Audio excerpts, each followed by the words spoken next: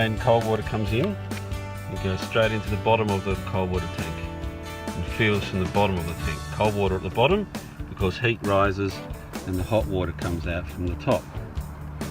This is the outlet, and this feed here goes to this. Now this device was installed recently because by law you've got to have an intermixer which brings your water temperature down to 55 degrees. It's in an effort to stop the large number of scalding and burnings that happen, especially young children in households. This pipe here, cold water in, goes to the tank, and this feed comes out and it goes in this other side of the intermixer. So that's the cold water going into the intermixer.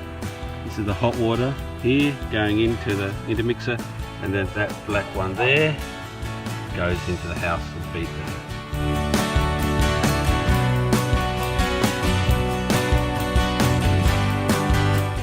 If your one-way valve has sediment in it, it tends to indicate your tank will need cleaning.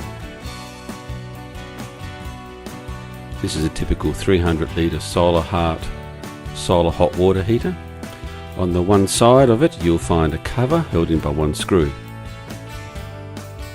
Once you take the cover off, you'll see the sacrificial rod, the thermostat and the heating element access. Step 1 is to loosen the sacrificial rod. It will be very tight and very hard to undo, and to do it I purchased from Supercheap a 36mm socket and had to use a very long torsion bar to loosen it. This must be done while the water tank is still full of the 300 litres of water. Once your sacrificial rod has loosened, you then use your spanner to undo and take off the freshwater inlet, and that will let you drain your water tank.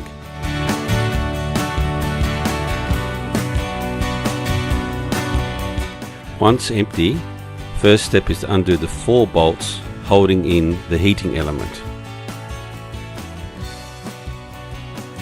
As it's been about 10 years since my heater has been serviced, this is an example of how much calcium is in the water where I live, and this explains why the electric element was no longer effective at heating the water. It is so covered and caked in calcium that it no longer was able to put heat back into the water. While I did consider cleaning it with vinegar or calcium remover, it was made more sense to put a whole brand new one in at a cost of $35, as I'm already going to all the trouble of cleaning and emptying my water tank and putting in a new sacrificial rod. Next was removing the 6 bolts holding the large inspection plate, and I got to have my first look at the inside of my hot water tank.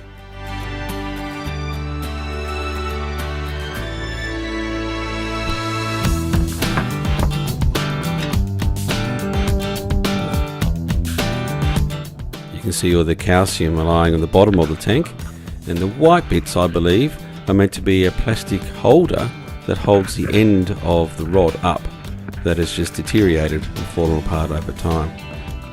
Next was removing the sacrificial anode, which thankfully had been loosened previously when the water tank was still full of its 300 litres of water. Otherwise there's no way you'd undo it without damaging all your fittings.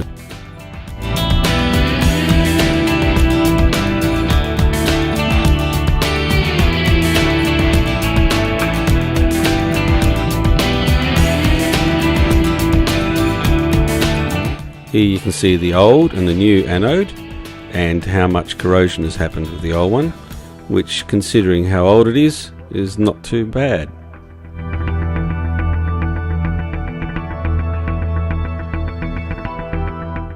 Next I took the cover plate and the O-ring back down and put them in a bath of vinegar to dissolve the calcium. This is what it looks like after a couple of hours of soaking and just using a wire brush to remove the worst of the calcium. Thankfully I was able to reuse both those parts, including the O-ring, which saved me $100 a kit that I otherwise would have had to purchase. Next, grabbing my wet and dry vacuum cleaner, I used it to clean and suck up the remaining of the water and all the sediment at the bottom, but there were some large bits that needed to be picked up by hand as they were too big for the vacuum cleaner. After I hosed out the tank and then re-vacuumed it, this is the result at the end. Next, it was time to put back in the sacrificial rod. It is very important not to put any plumber's tape on this, as it needs to have a firm electrical connection to the body of the water tank. This next part is quite tricky. When it's time to put the new sacrificial rod back into the water tank, you'll find you'll need to put your arm in through the inspection plate as far as you can, lifting up the rod and supporting it as well as you can, and trying to get the thread to start. I found this quite difficult, and it took me a good 10 minutes till finally I was able to get the thread started.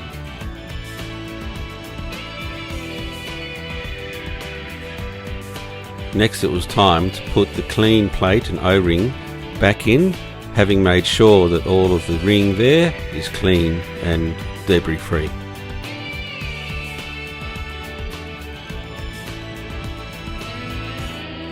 It is important to do the bolts up in a crossover pattern so the O-ring settles in properly.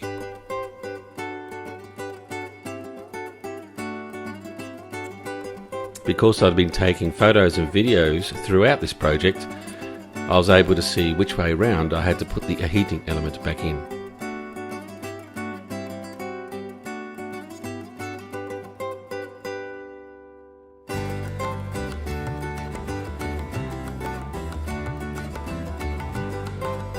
This is where you need a licensed electrician to help you wire up your fittings.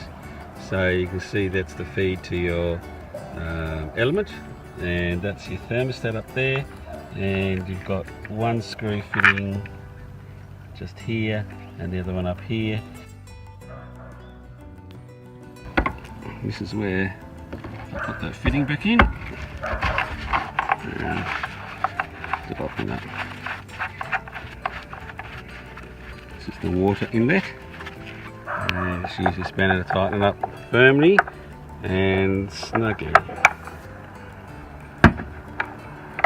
I've now got everything connected up except for the outlet over here. But when I turn on the cold water feed, which is the tap for it's downstairs, the tank will start to fill up. And like all pressurized water vessels, water goes in, air's got to come out. So I'm going to leave this disconnected. The reason I'm going to do that is A, it will flush any last sediment that might be inside that pipe I haven't managed to get out before it goes into the intermixer. And the other thing is, it lets me know that the water level's got to this level. Once it gets to this level, the good thing with that is I know it's covering the element.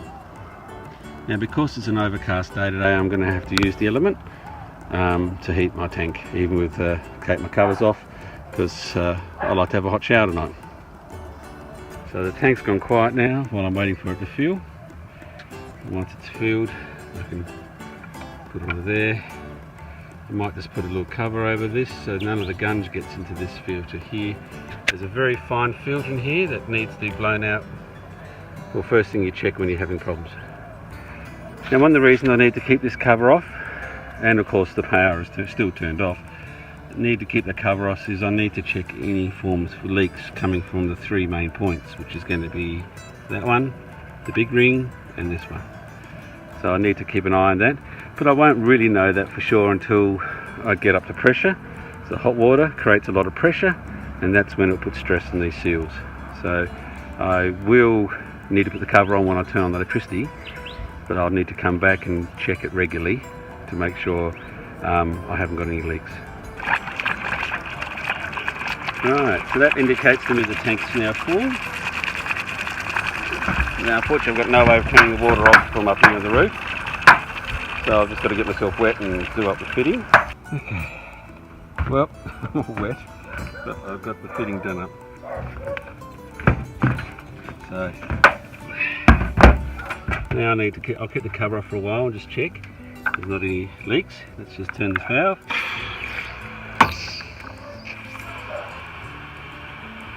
That's flushing water through where my relief valve goes, but that's sounding good. Stop it and start it a few times. Make sure it's behaving.